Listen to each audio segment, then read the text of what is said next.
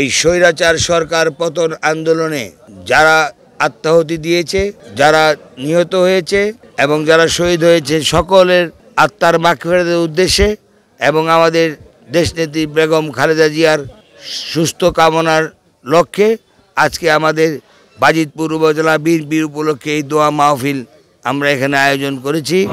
আমরা যারা হাত তুলেছি আমাদের অঙ্গ সংগঠনের সকল নেতা কর্মীদেরকে তুমি মাফ করে দাও।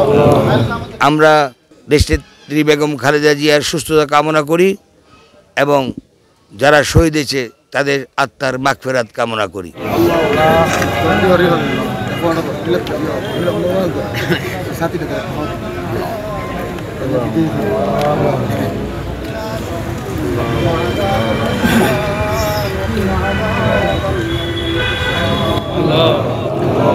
আমরা যারা হাত তুলেছি আমাদের অঙ্গ সংগঠনের সকল নেতা কর্মীদেরকে তুমি মাফ করে দাও।